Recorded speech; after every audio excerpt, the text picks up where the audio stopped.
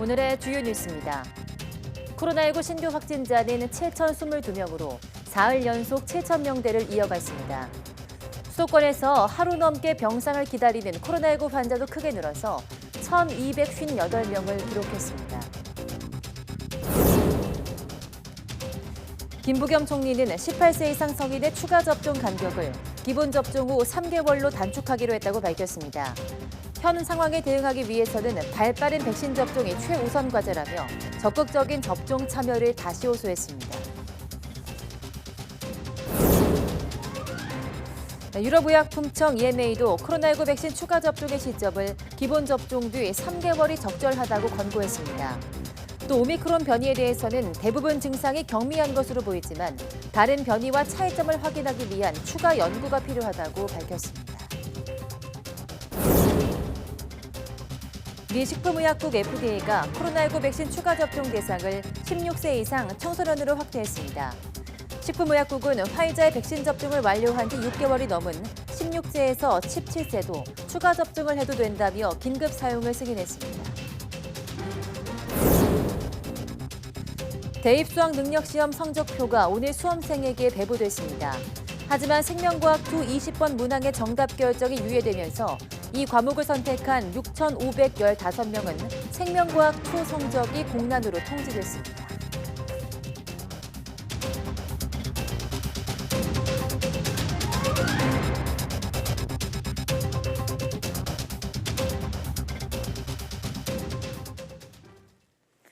네, 여러분 안녕하십니까? 12월 10일 사이언스 투데이입니다. 코로나19 신규 확진자 수가 사흘 연속 7,000명대를 기록했습니다. 중앙방역대책본부는 오늘 0시 기준 신규 확진자가 7,022명으로 집계됐다고 밝혔습니다. 그제 역대 최다 확진자를 기록한 데 이어서 신규 확진자 수는 어제보다 80명 줄었지만 여전히 7,000명대를 이어갔습니다. 서울에서만 확진자가 2,800명 발생하는 등 수도권이 5,296명으로 전체 지역 발생의 75.4%를 차지했습니다. 위중증 환자는 852명으로 그제부터 사흘째 800명대를 기록했습니다. 코로나19 관련 사망자 수는 53명 늘어 누적 4,130명입니다. 네, 코로나19 위중증 환자가 연일 역대 최다를 기록하면서 수도권을 중심으로 의료 역량이 한계에 달했습니다. 중앙사고수습본부 자료를 보면 어제 오후 5시 기준 수도권 중환자 전담병상 가동률은 85.4%로 하루 전보다 0.4%포인트 높아졌습니다. 지역별로는 서울이 87.8%고 경기 82%, 인천 89.9%로 집계됐습니다. 남은 병상은 서울 44개, 경기 66개, 인천 8개로 수도권 전체의 118개입니다. 전국 중환자 병상 가동률은 79.3%로 전날보다 0.5%포인트 높아졌습니다. 네, 오늘 0시 기준으로 수도권에서 하루 넘게 병상을 기다리는 코로나19 환자는 모두 1,258명으로 어제보다 255명 늘었습니다. 병상을 하루 기다리는 사람은 627명, 이틀은 266명이며 사흘 80명, 나흘 이상 대기자는 285명입니다. 병상 대기자 가운데 70살 이상 고령자는 503명이며 고혈압과 당뇨 등 질환이 있는 사람은 755명입니다. 재택 치료를 하는 환자는 전국적으로 24,458명으로 하루 사이 2,000명 넘게 늘었습니다. 서울이 9,866명으로 가장 많고 경기 6,902명, 인천 1,348명 등입니다. 정부는 연일 7,000명대를 기록하는 코로나19 신규 확진자 수에 대응하기 위해서 3차 접종 간격을 단축하고 병상 확보를 위한 추가 행정명령을 내리기로 했습니다. 김부겸 국무총리는 오늘 인천시청에서 코로나19 중앙재난안전대책본부 회의를 주재하고 18세 이상 성인의 3차 접종 간격을 기본 접종 후 3개월로 단축하기로 했다고 밝혔습니다. 김 총리는 현 상황에 대응하기 위해서는 발빠른 백신 접종이 최우선 과제라며 고령자를 포함해 3차 접종 시기가 된 국민들의 적극적인 접종 참여를 호소했습니다.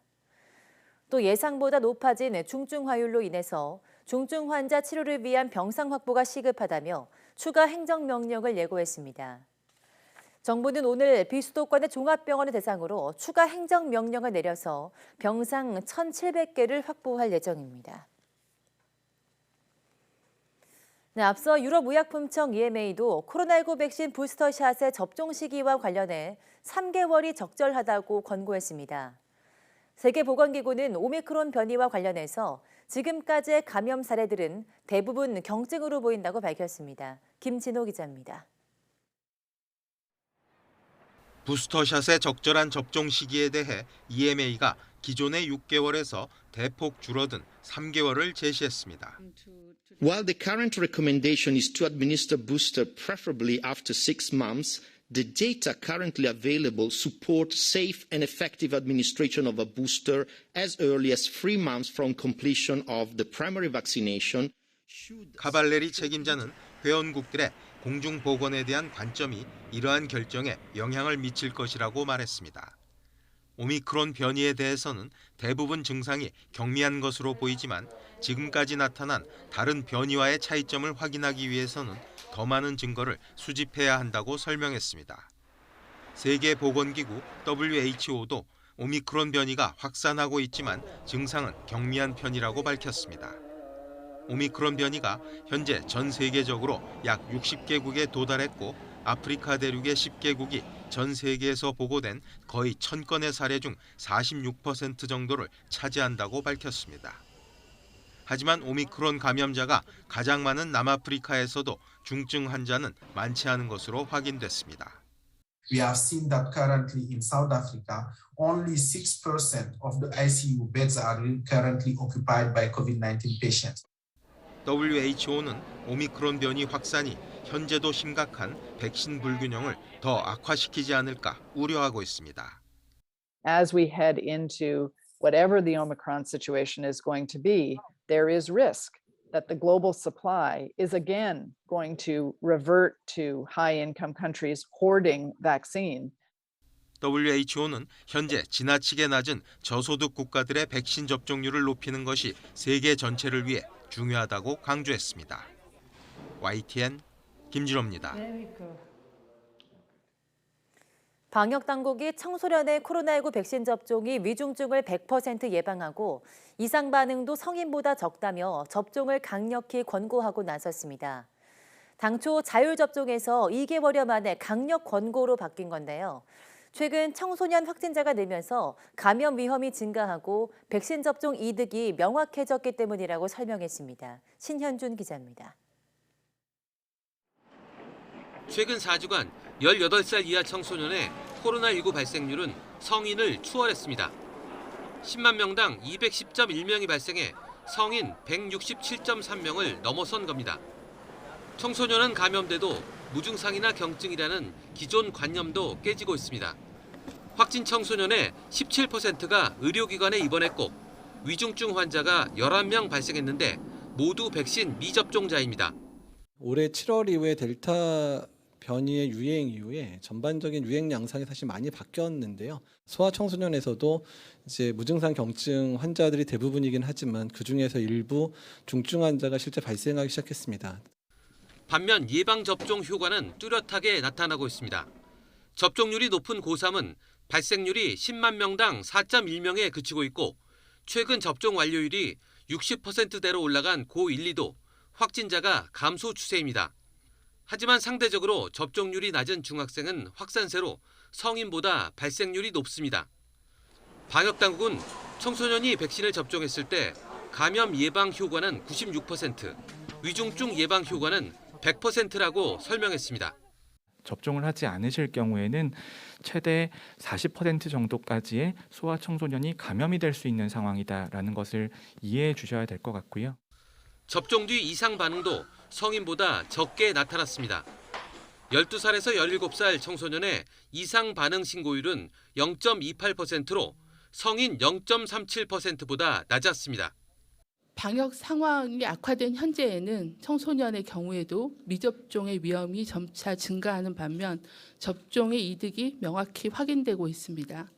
청소년 접종을 강력하게 권고합니다. 정부는 다음 주 시작하는 청소년 집중 접종 지원 주간에 찾아가는 학교 단위 백신 접종 서비스를 지원하는 등 백신 접종 편의를 최대한 제공한다는 방침입니다. YTN 신현주입니다. 미국이 성인에게만 권고했던 코로나19 백신 추가 접종, 이른바 부스터샷 대상을 16세와 17세 청소년까지 확대했습니다. 미국 제약사 화이자가 부스터샷이 새로운 변이인 오미크론을 충분히 무력화할 수 있다는 연구 결과를 내놓은 직후 나온 조치입니다. 이광엽 기자입니다. 미국에서 16세와 17세 청소년 가운데 470만 명은 코로나19 백신 2차 접종을 완료했습니다. 하지만 이들은 18세 이상 성인과 달리 3차 추가 접종인 부스터샷 대상에는 그동안 포함되지 않았습니다. 백신 접종이 청소년들에게 이상 반응인 심근염을 일으킬 수 있다는 일부 우려를 의식했기 때문입니다. 하지만 미국 식품의약국 FDA는 화이자 백신 접종을 완료한 지 6개월이 넘은 16세에서 17세 청소년에게 추가 접종을 해도 된다고 긴급 사용을 승인했습니다. 앞서 화이자와 바이온테크는 3회차 백신 접종을 마치면 오미크론 변이에 대해서도 중화 항체가 기존 2회 접종보다 25배 증가한다는 연구 결과를 내놓았습니다. 하지만 2회 접종에 머물면 오미크론에 대한 백신의 보호 효과가 크게 떨어지는 것으로 조사돼 보건당국이 부스터샷 대상을 확대한 것으로 보입니다. The Pfizer lab report came back saying that the expectation is that the existing vaccines protect against Omicron, but if you get the booster, you're really in good shape. 미국 보건당국은 청소년에 대한 부스터샷 접종 이득이 심근염 등 잠재적인 부작용보다 훨씬 크다는 판단입니다.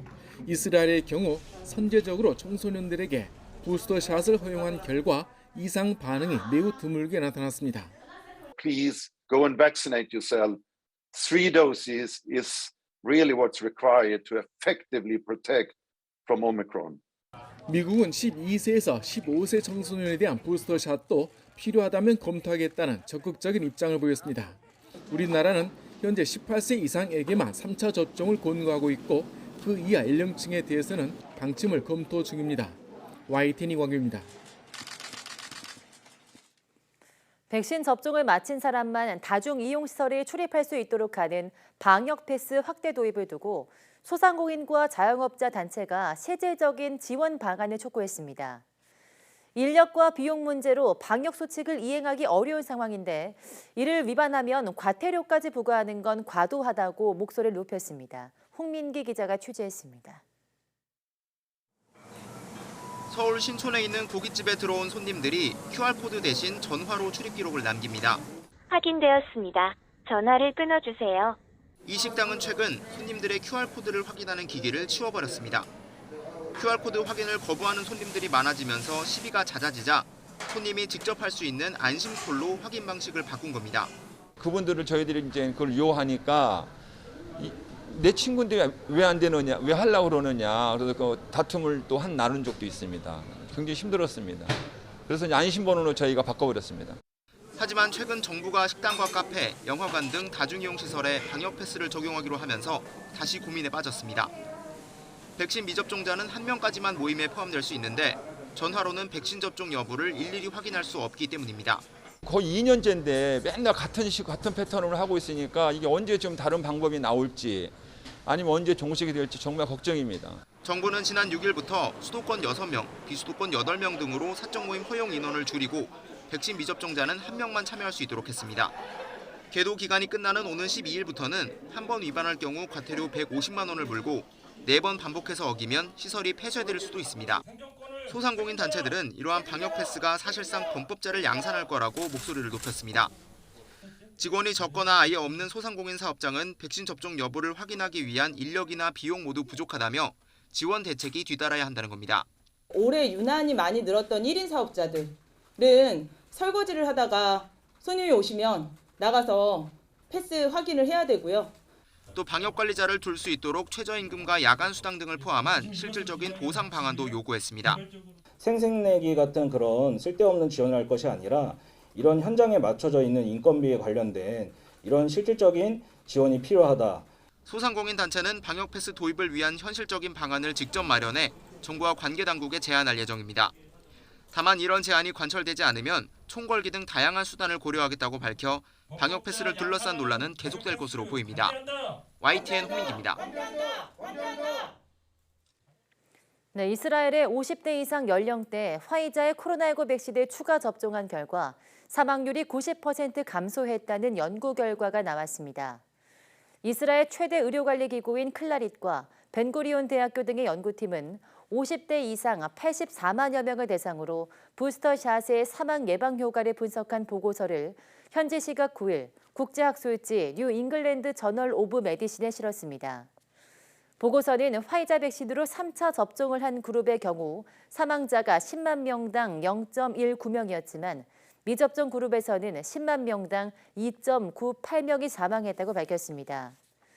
연구를 주도한 클라릿의 도론 네처 박사는 연구 결과 부스터샷이 사망률을 크게 낮춘 것으로 나타났다며 이는 아직 부스터샷을 맞지 않은 사람들이나 부스터샷 도입 이전의 국가들의 중요한 정보가 될 것이라고 말했습니다. 겨울철과 오미크론 출현이 겹치면서 미국에서 코로나19 5차 재확산이 본격화하고 있는 것으로 보입니다. 뉴욕타임스는 8일 기준 미국의 최근 7일간 하루 평균 신규 확진자가 2주 전보다 27% 증가한 12만 1,311명으로 집계됐다고 현지 시각 9일 보도했습니다. 미국에서 하루 평균 확진자가 12만 명을 넘긴 것은 9월 25일 이후 약 2달 반 만에 처음입니다. 7일간의 하루 평균 입원 환자도 2주 전보다 20% 늘면서 6만 명 선을 넘었고 하루 평균 사망자도 12% 상승하면서 1,275명으로 올라섰습니다.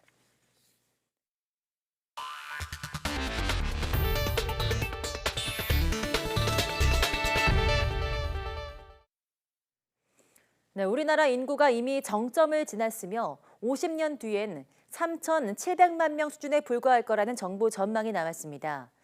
아이를 낳지 않으면서 생산 연령 인구 2천만 명이 사라지고 노인 부양 부담은 지금보다 5배 폭증하게 되는데요. 더 큰 문제는 이를 막을 뾰족한 방법이 보이질 않는다는 겁니다. 권남기 기자입니다. 손잡이며 다리거리까지 분만대 곳곳이 해졌습니다. 한땐 한 해 200명 가까운 아기가 이곳에서 태어났지만 이젠 울음소리가 멈춘 지 20년이 됐습니다. 산모가 없어 분만을 포기한 건데 이런 산부인과 병원이 매년 1,000곳이 넘습니다. 개원할 때는 1년에 한 190여 건 되었는데 점차 감소되면서 2001년도에는 10건 이하로 감소되었습니다. 이 상황에서 도저히 한국의 출산율은 2년 연속 세계 꼴찌를 기록 중인데요. 새로 낳는 아이가 급감하면서 인구 역시 많이 줄어들 거란 정부 전망이 나왔습니다. 현재 5,100만 명 수준인 인구는 30년 뒤면 5천만 명 아래로 내려가고 50년 뒤면 3천만 명대까지 쪼그라듭니다. 지난해 기록한 5,184만 명이 한국 인구가 가장 많았던 정점이 됐는데 이는 불과 2년 전 정부 전망보다 8년이나 앞당겨진 겁니다. 주택가격 폭등이라든가 또는 청년층들의 일자리 어떤 고용 절벽들, 그다음에 사교육비들 증가들, 이런 사회 구조적인 문제가 다른 어느 때보다도 또 다른 어느 국가보다도 굉장히 심화되고 있고요. 아이가 줄고 젊은이들도 감소하면서 갈수록 생산 연령 인구의 비중은 급감해 50년 동안 2천만 명이 사라집니다. 반면 노인 비중은 50년 뒤 전체 인구의 절반에 가깝게 됩니다. 이에 따라 노년 부양비는 50년 사이 5배 가까이 늘어납니다. 지금은 100명이 일을 해 22명을 부양하지만 50년 뒤면 100명이 101명을 돌봐야 합니다. 세금 내는 사람은 별로 없는데 복지 혜택이 필요한 사람은 급증한다는 얘기로 OECD 회원국 중 최고 수준이 될 거로 보입니다.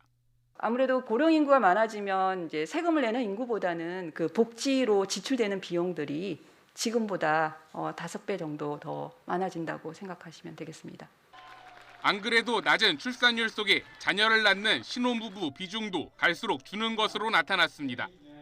5년 이내 신혼부부 절반은 자녀가 없었는데 출산 대부분이 혼인 중 이루어지는 한국 특성을 볼 때 인구 절벽을 더욱 앞당길 거란 우려가 나옵니다. YTN 권남기입니다. 네, 이 같은 통계청 전망에 대해서 홍남기 부총리는 코로나19 등 단기 요인이 크게 작용했다고 평가했습니다. 홍 부총리는 총 인구 감소 시점이 당겨지고 합계 출산율이 낮아진 건 지난 2년 동안 코로나19로 국제 이동이 감소하고 혼일과 출산이 늦어지는 등 충격이 크게 작용했기 때문이라고 보인다고 밝혔습니다. 이어 앞으로 일상을 회복하면 외국인 국내 유입과 혼인 출산 등이 정상화하면서 인구 변화 흐름이 개선될 가능성이 크다고 주장했습니다. 또 내년부터 저출산 대응 신규 사업을 본격적으로 실행할 계획이라고 덧붙였습니다. 네, 출제 오류 논란이 불거진 2022학년도 대학 수학 능력 시험 생명과학 2 20번 문제에 대해서 법원이 1심 판결까지 정답 결정을 유예하라고 결정했습니다. 수능 성적 통지를 하루 앞두고 나온 결정인데 응시생 6,500여 명은 오늘 생명과학 2 점수를 비워둔 성적표를 받았습니다. 손효정 기자입니다. 2022학년도 대학 수학능력시험 과학탐구 영역 생명과학 2 20번 문항입니다.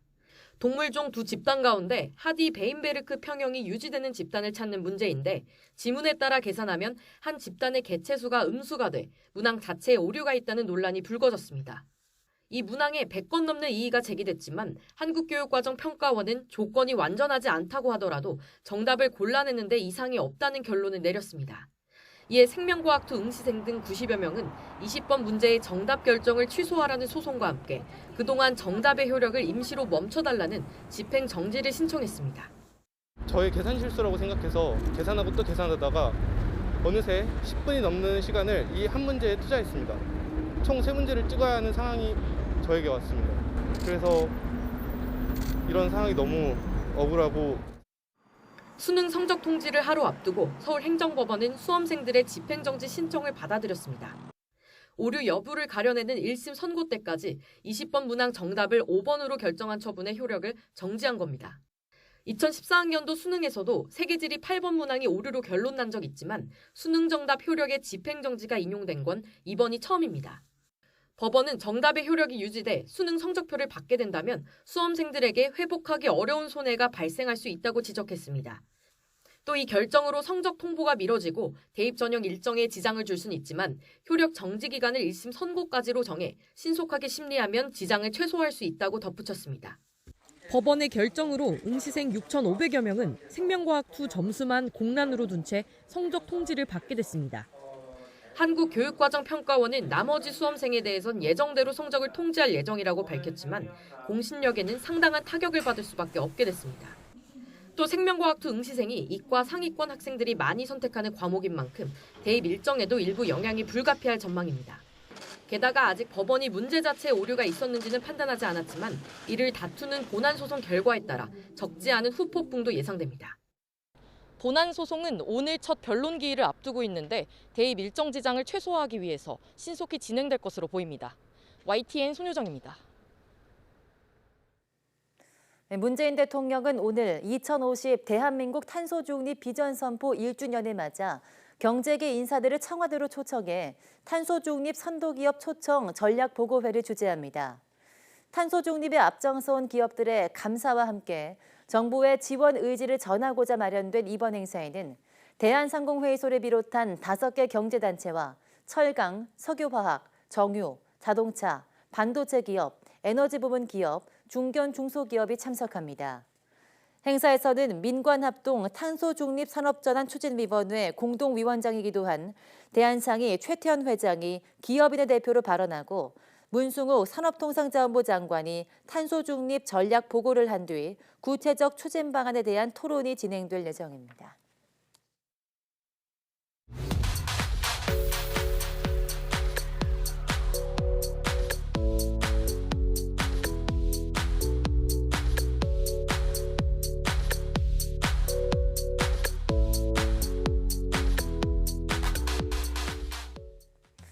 네, 오늘 2022학년도 대입 수능 성적표가 배부됐습니다. 역대급 불수능이라는 반응답게 많은 과목이 굉장히 어려웠는데요. 오늘 종이에 적힌 몇 개의 숫자들을 보면서 울고 웃는 학생들이 많을 것 같은데 아직 끝나지 않았습니다. 마지막까지 입시 전략 잘 세우시기 바랍니다. 뉴스 마치겠습니다. 함께해 주신 여러분 고맙습니다.